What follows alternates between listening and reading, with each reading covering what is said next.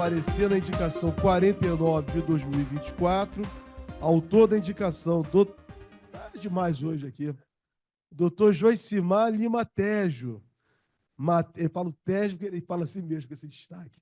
Matéria, proposta de emenda à Constituição 8 de 2021, que dispõe sobre a declaração de inconstitucionalidade e a concessão de medidas cautelares nos tribunais. Esse realmente teve um grande debate, posso assegurar, na Comissão de Direito Constitucional. Doutora relatora, a nossa aqui ilustre e competentíssima professora, Késia Rodrigues. E tem o Sayonara. O Sayonara é onde? Me diz para mim. Késia Sayonara Franco Rodrigues Medeiros, o nome completo em homenagem à sua competência. Por favor. Doutora Késia vai ter, não 10 minutos, ela vai ter 11 minutos. Ela postulou mais 1 minuto. Prazo regimental. Excelentíssimo senhor presidente, caríssimo Jorge Folena, queridíssima doutora Edmê, senhores presentes, em nome dos quais eu saúdo de modo muito especial o nosso presidente da comissão, doutor Miro Teixeira, queridos que estão presentes aí no plenário virtual. Doutor Miro, antes de iniciar, eu gostaria de parabenizá-lo pela iniciativa muito importante dessa pauta de hoje, né, bem recheada aqui de constitucional. E vem ao nosso coração eu brinco que o coração fica quentinho, um quentinho, assim, bem nordestino, o modo de falar, doutor Edmundo. O coração fica quente quando a gente vê tanta providência para as melhorias sociais. E partindo para o nosso conteúdo do nosso parecer, eu vou fazer uma breve leitura da ementa, foi 1 minuto a mais que eu pedi, que o nosso presidente poderia ler.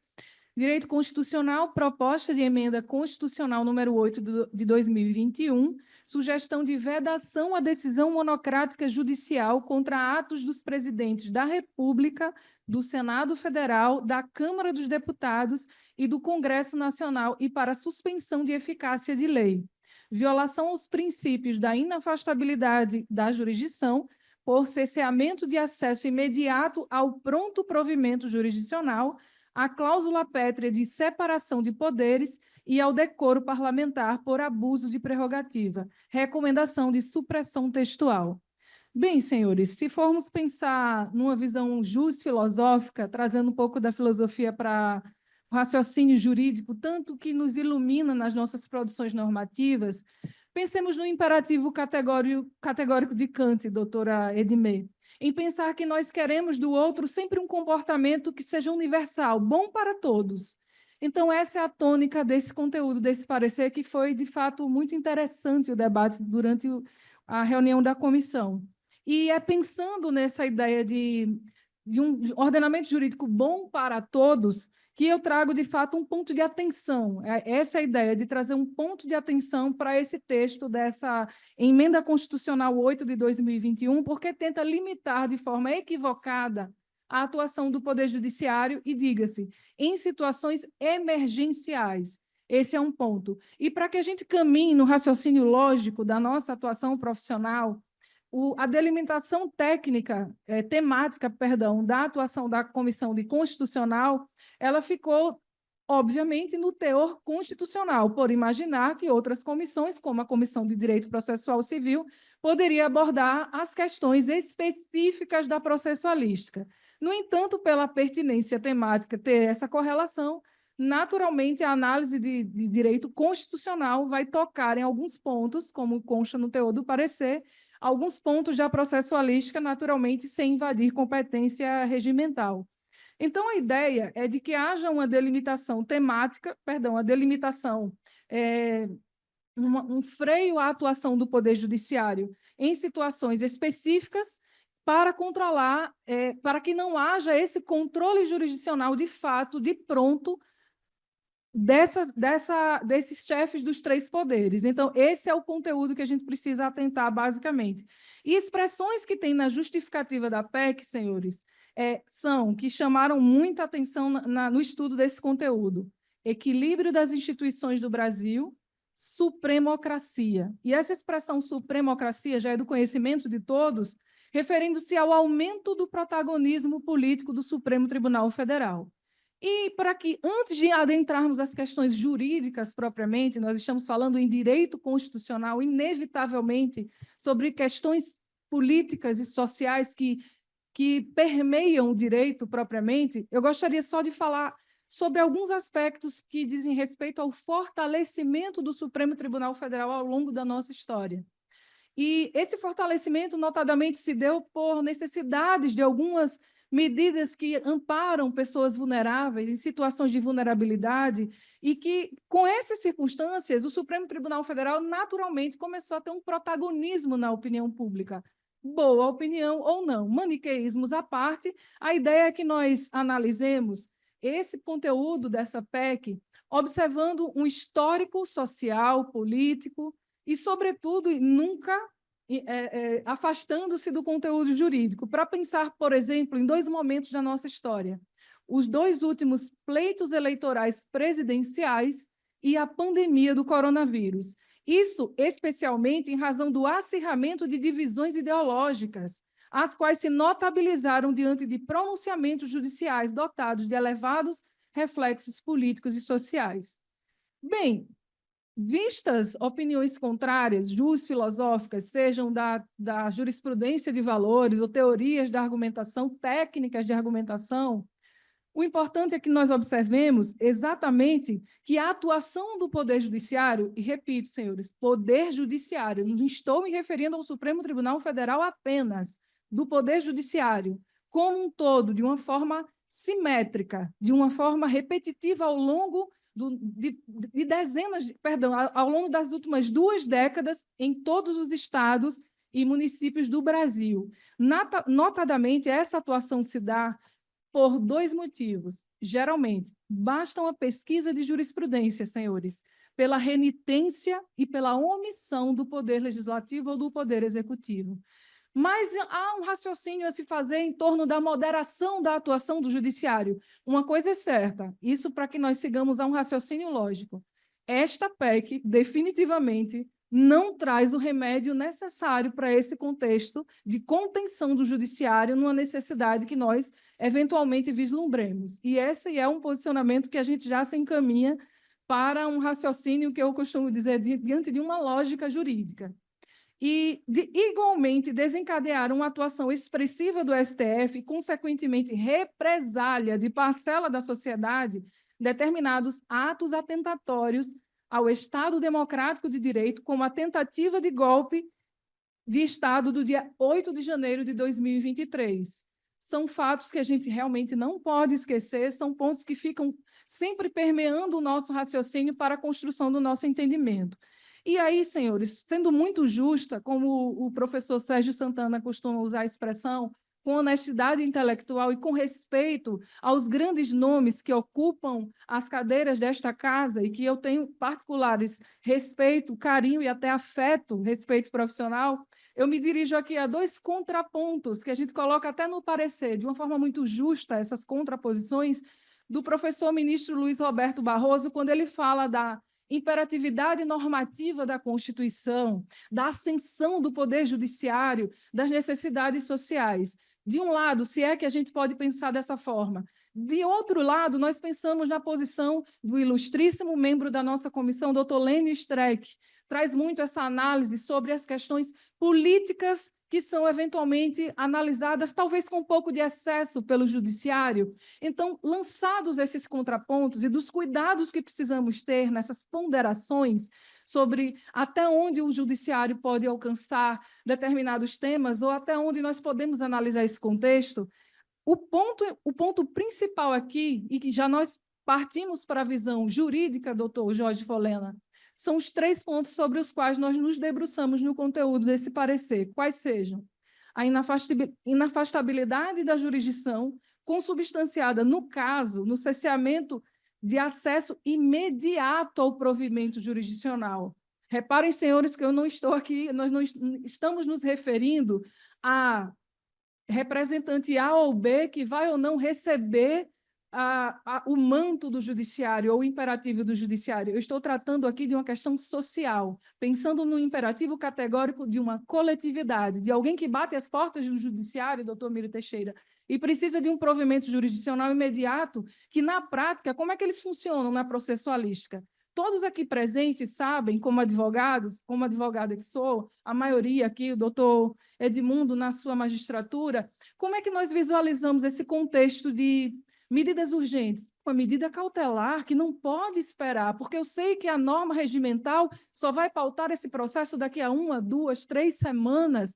De repente vem uma questão de ordem e esse processo não entra em pauta, e a questão urgente de um gestor que bateu a porta do judiciário, seja no interior de Alagoas, ou seja lá no Supremo Tribunal Federal, essa questão ela não pode esperar. E é sobre isso que nós estamos falando. Nós não estamos falando da vaidade do gestor A ou do gestor B, que não pode receber o manto do judiciário, muito menos na supremocracia dita. Estamos falando aqui, fora de qualquer visão ideológica, de uma necessidade, de uma análise, de uma emenda constitucional que se propõe numa visão de cerceamento de um acesso ao judiciário. Mas, quer dizer, como pensar em um cerceamento de acesso ao judiciário se ainda assim o judiciário vai atuar? Senhores, se isso não é cerceamento de acesso ao judiciário, eu não sei o que dizer. Quando um gestor bate a porta lá do judiciário pedindo que uma medida urgente, como aconteceu em dezenas de casos, isso está no teor do parecer, na pandemia do coronavírus, e simplesmente existe agora, sob um manto hipotético de uma emenda constitucional, esse proibitivo de uma atuação monocrática imediata, eu não sei como não chamar isso de cerceamento de acesso ao judiciário, de inafastabilidade da jurisdição e de violação ao devido processo legal de forma reflexa. Então, esse é um dos pontos. E o ponto aqui, como eu falava, é acesso à justiça, que é um acesso à justiça negado ainda aqui de imediato, que me parece até mais grave, porque é uma providência de urgência que está sendo colocada. Mas a gente precisa ter cuidado com a aplicação normativa, talvez alguns pensem, da atuação, jurisdicional ali de imediato. Ora, os regimentos internos, tanto do STJ como do STF, e isso é acessível a quem tiver interesse, ambos prevêem o prazo para referendar essa decisão monocrática. Então, me parece não tem muito sentido essa discussão. Talvez uma retaliação política, não sei, mas o nosso objetivo aqui não é falar de retaliação política. A gente aqui precisa tomar as providências jurídicas e fazer o nosso encaminhamento com os cuidados técnicos necessários. Seja lá o que moveu essas pessoas a editarem um texto normativo, o fato é que a gente precisa levar isso muito a sério. E as coisas que nós não temos levado muito a sério ao longo dessa caminhada têm nos levado a grandes ameaças, ameaça ao nosso Estado democrático de direito em funções assim basilares. Então, eu rememoro esse ponto que a tutela de urgência, a tutela provisória de urgência, e também já fazendo uma homenagem à Comissão de Processo Civil, sem querer entrar no tema, mas preciso reforçar, como sendo, de fato, uma ferramenta necessária para a concretude de um direito de forma imediata. Então, essas situações de decisões monocráticas, elas trazem, de fato, a importância da análise de tutelas provisórias de urgência. E é, de fato, assim que vem procedendo e é como foi colocado no teor do parecer. E seguindo para a separação de poderes e a atuação do Poder Judiciário. A separação de poderes aqui ela é abordada no parecer, observando sob a perspectiva de decisões judiciais que se sobrepõem às deliberações de agentes públicos eleitos, gerando o que se chama de dificuldade contra-majoritária. Percebam, senhores, esse argumento de que o judiciário não poderia controlar o legislativo porque estaria numa condição contra-majoritária, porque controlaria aqueles que são legitimamente eleitos pelo povo, isso nos lança uma reflexão enquanto técnicos. Me permita, o professor Sérgio, e autor brilhante da nossa indicação, doutor Joicimar, quem eu quero também parabenizá-lo em tempo, isso nos leva a pensar sobre a gravidade dessa situação. Como é que a gente vai imaginar que, de fato, o Poder Judiciário não poderia controlar porque iria de encontro a uma visão contra-majoritária, eu vou ficar com o Estado de Direito, não mais com o Estado democrático de direito. E são dezenas de correntes filosóficas que nos trazem, Habermas é um deles, nos trazem o pensamento sobre a necessidade de equacionar democracia e constitucionalismo. É o risco que se tem de a gente só olhar numa direção, o duralex sed lex, jamais aplicável como antes, que nos serviu tanto àquela época, eu diria que um pouco datado até o jargão, para a gente observar no contexto atual de perigos que nós vivenciamos na sociedade hoje. Então, conferir relevância à democracia sem a garantia das cláusulas pétreas, no caso, aqui a separação de poderes, porque retira do judiciário um potencial de atuação ali previsto, sim, em textos infraconstitucionais diante da sua possibilidade, das suas atribuições constitucionais, retira do ordenamento jurídico, como colocado no parecer, a previsibilidade dos direitos fundamentais. E as teorias mais exitosas são as que propõem esse equilíbrio entre constitucionalismo e democracia.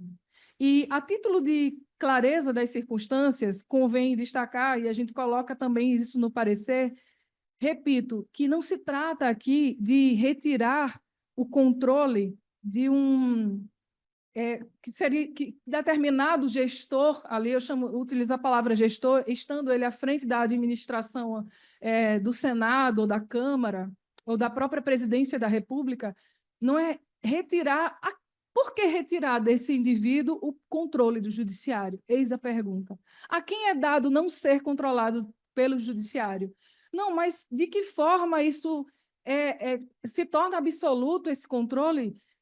A questão é a seguinte: a partir do momento que esse gestor, seja ele de qual for desses poderes, estiver à frente de um conteúdo de interesse social, e esse conteúdo, seja ele normativo ou de caráter executório, ele não chegar a ser implementado, sim, essa é a nossa visão discutida no parecer, essa é a importância.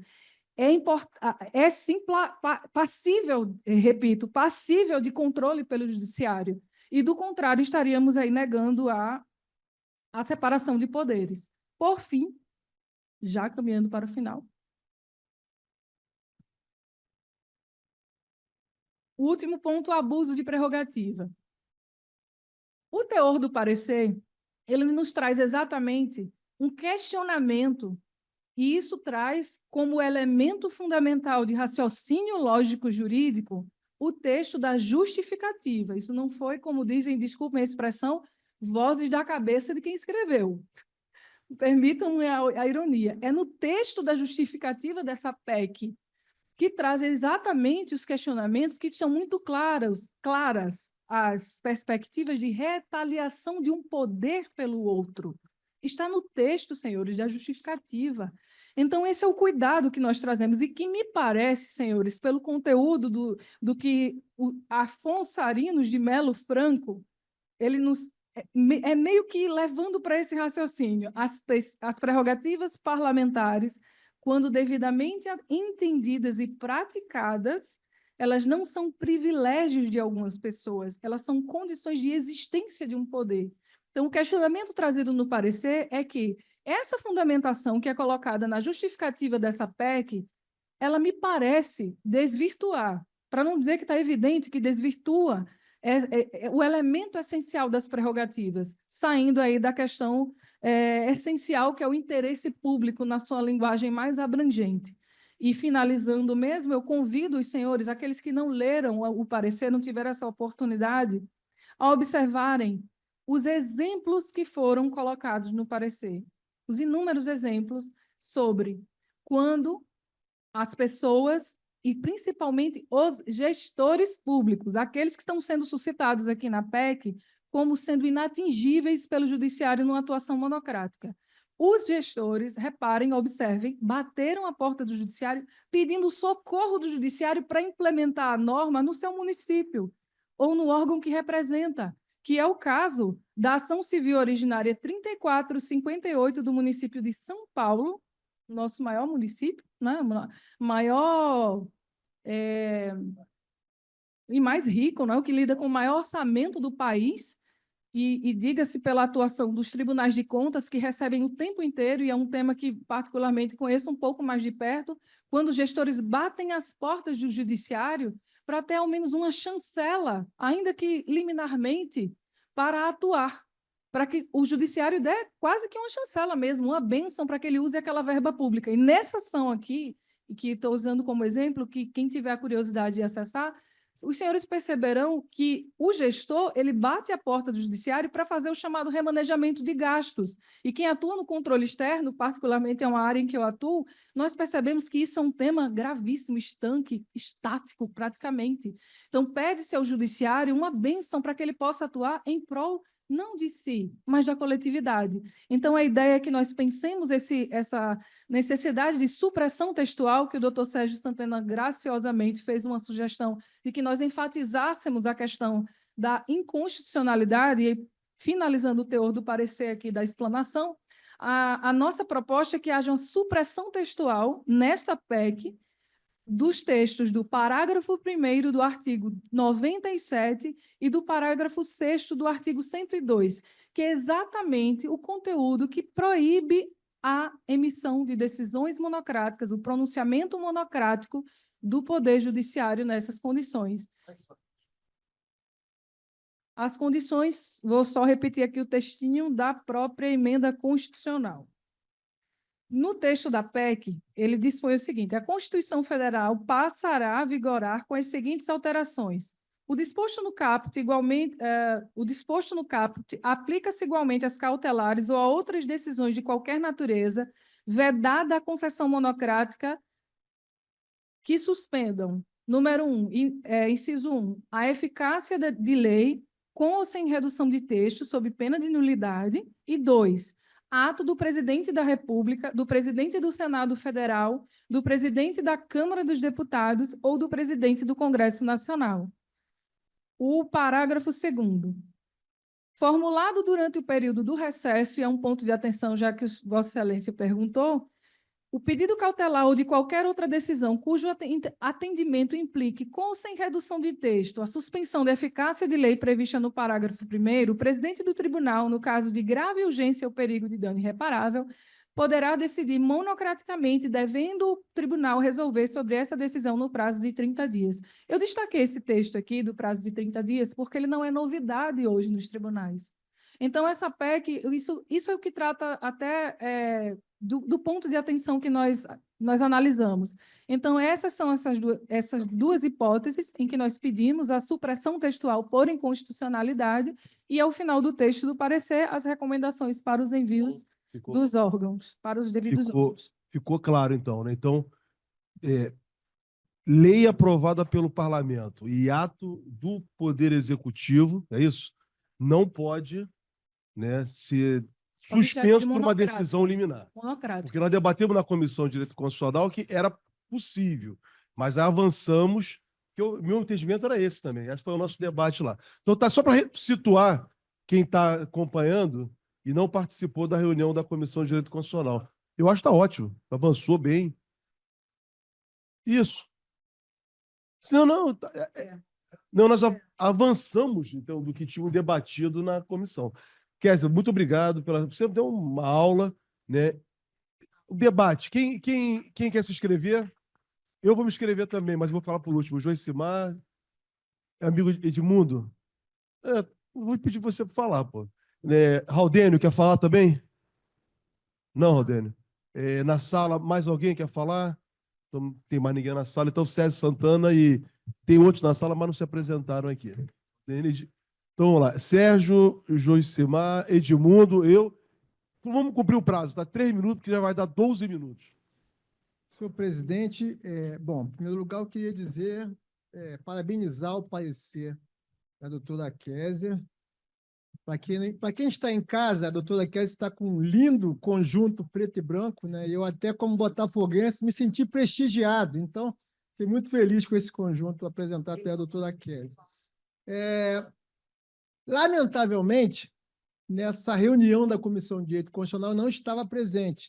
Foi uma coincidência, eu não estava lá e participo de todas essas, eu não pude participar, paciência, perdi essa oportunidade. Mas eu li o parecer e ousei fazer algumas sugestões, né, porque o parecer é muito denso, mas nessa perspectiva de enviar para os poderes constituídos, né, como a gente tem feito. e até para alertar a autoridade, né, das questões que são trabalhadas no parecer, mas até para ficarem realçadas na conclusão, apontar, né, eventuais inconstitucionalidades formais, materiais, como foi ao longo do texto trabalhado. E também a preocupação de enviar para essas autoridades, como a gente tem enviado, né, presidente da Câmara, presidente do Senado, presidente do presidente da República, né, Conselho Federal da OAB, e isso aí eu acho que é importante porque marca uma estratégia nossa no sentido, inclusive, de uma interlocução de forma mais significativa com essas questões, que são questões muito caras que a comissão tem analisado. Eu acho que o tema é da maior importância, parabenizo o Joicemar. A doutora Kézia, que é elegantérrima, ela retratou em vários minutos aquilo que eu definiria em uma palavra: retaliação. Isso é uma clara retaliação, isso é lamentável. Nós temos aqui o doutor Milton Teixeira, nosso presidente da comissão, com sua larga passagem pelo parlamento. Isso aí não é uma novidade, sabemos que não é uma novidade. Exatamente, historicamente, né? Historicamente, até nós estávamos conversando antes do Senado, naquela questão do Itamar Franco com o Antônio Carlos Magalhães. O tempo, Sérgio. Então, isso não é uma novidade.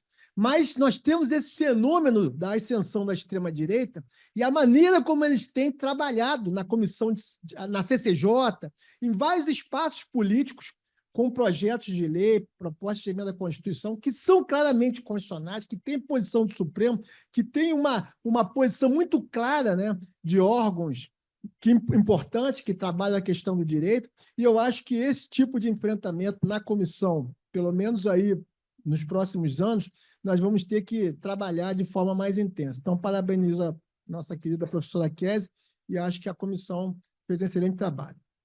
Obrigado, doutor Sérgio. Doutor Joicimar, doutor Edmundo. 3 minutos, prazo regimental. Se puder falar daí, é melhor, Joicimar. Retaliação, né, a palavra, né? Eu acho que essa PEC, claramente, ela brota daí, desse espírito, né? O efeito backlash, né? O judiciário faz uma coisa e o legislativo, para retaliar, cria alguma... devolve aquilo, né? Senhores, a professora Kézia falou do professor Lênio Streck, ele fala muito, né, que a judicialização é contingencial, é um problema que cai no colo do judiciário porque o parlamento não enfrentou, inclusive porque não quis enfrentar, porque muitas vezes são medidas pouco populares, né, tiram voto, e aquilo acaba caindo para o judiciário resolver. O ativismo judicial é outra coisa, é quando o juiz se mete onde não deveria. Isso tem que ser, com certeza, através do CNJ, refreado, né? Uma reeducação nesse sentido. Mas não dessa forma. Né? Dessa forma é jogar, né, a criança com a água da bacia. Sobretudo em matéria constitucional, o caráter contra-majoritário, já falado com brilhantismo, salta aos olhos. A vida real não pode esperar o acordo político, né? O debate político do parlamento, quando há uma inconstitucionalidade flagrante inserindo na vida do cidadão, no tecido social, de forma que você não pode cercear a iniciativa cautelar do Poder Judiciário sob pena de violar o artigo 35, artigo 5º, inciso 35 da Constituição. Parabéns, obrigado, professora Kézia, excelente parecer. Muito obrigado. Doutor Edmundo Franca de Oliveira.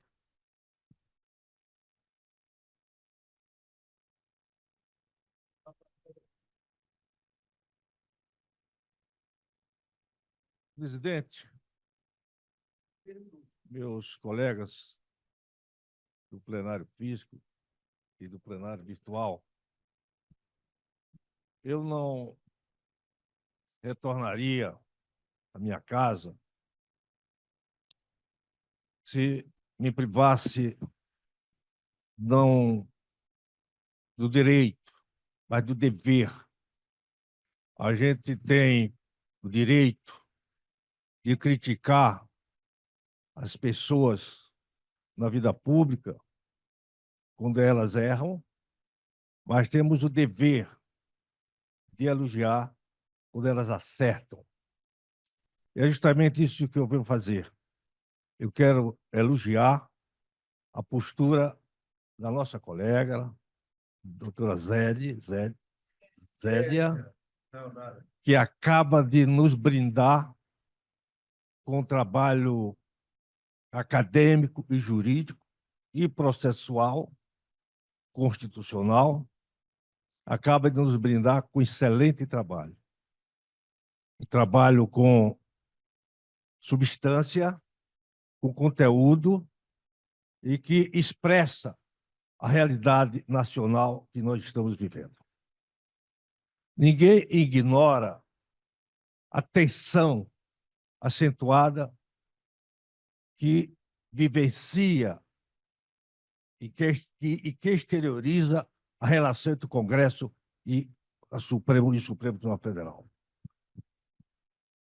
E essa tensão começou, meu grande líder e presidente da Comissão de Constituição e Justiça, Miro Teixeira, quando o ministro Marco Aurélio proferiu uma decisão monocrática e mandou que o senador Renan Calheiros se afastasse da presidência do Senado Federal, e ele se recusou a receber a citação do oficial de justiça, como quem enfrentou o Supremo e, para evitar um conflito maior, no dia seguinte, a ministra Carmen Lúcia levou ao plenário a decisão do ministro Marco Aurélio e foi revista a decisão. E ele continuou na presidência do Senado Federal. De lá para cá, as decisões monocráticas nunca foram assimiladas pelo Congresso Nacional. De lá para cá, o Congresso Nacional tem feito tudo para esvaziar o poder da Suprema Corte. E toda vez que a Suprema Corte toma uma decisão que desagrada o Congresso tira da prateleira uma proposição legislativa e coloca em apreciação pelas comissões. Isso não só em relação aos mandatos dos ministros da Suprema Corte, isso em relação às decisões monocráticas e também ao processo de investidura, que eles optam, às vezes, pela investidura eletiva. Então, a manifestação desse tensionamento se exterioriza de várias formas. É evidente que o poder cautelar geral do juiz não pode deixar de se manifestar quando uma pretensão se apresenta caracterizada pelo formum iuris e o periculum mora. O juiz tem que prestar a jurisdição, senão ela perde o seu sentido. De sorte que não é o titular, não é a natureza do autor que justifica a manifestação cautelar do juiz, mas a natureza do pedido, a natureza da pretensão. De sorte que eu quero parabenizar minha colega, esse excelente trabalho que você acabou de nos brindar. Está de parabéns. Obrigado, doutor Edmundo. Muito obrigado. Olha, eu me inscrevi por último e tem uma razão. Quer falar, Agostinho? Tá bom, doutor Agostinho.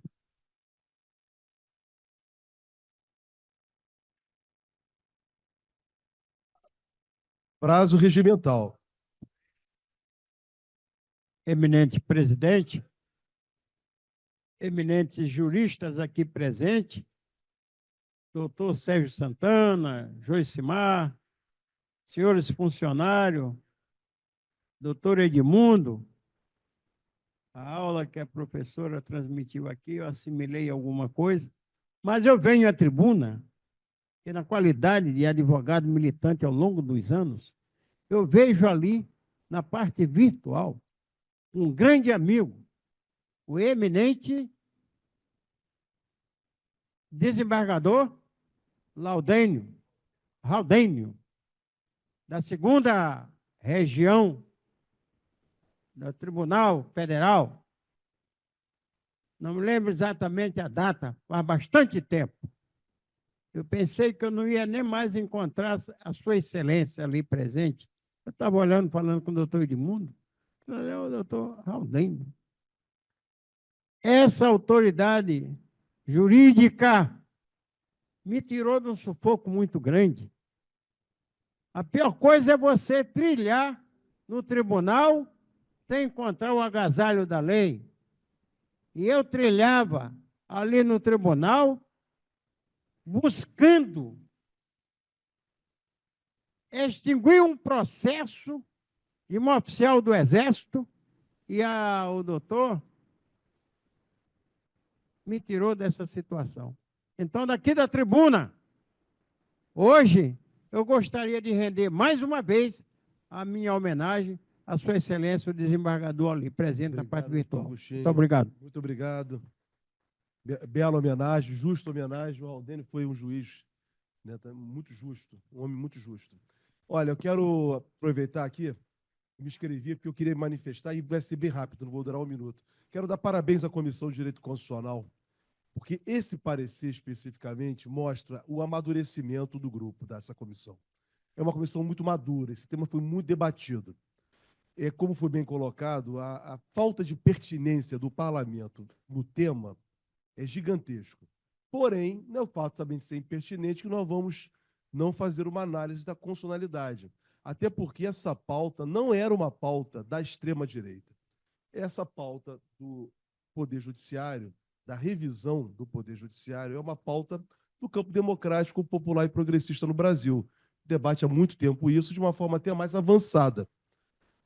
Então, nós debatemos isso nessa indicação com profundidade. Na época, eu fui voto vencido na comissão e fico feliz aqui hoje, Kézia, sabe? Muito feliz mesmo.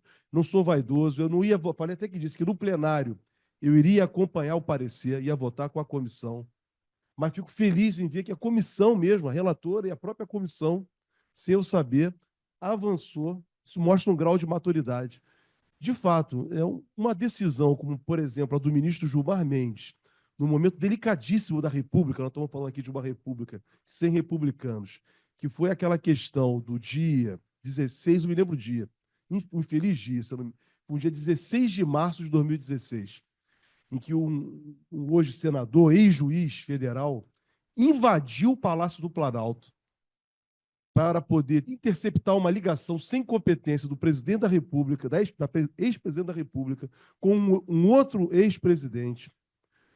No dia seguinte, aquilo tudo para quê? Para impedir a nomeação do hoje presidente da República, Luiz Inácio Lula da Silva. E o ministro Gilmar Mendes, que é importante falar, a crítica é necessária a crítica, que depois tem prestado serviço para a democracia, mas naquele episódio ele serviu para que a República Brasileira passasse por grandes dificuldades.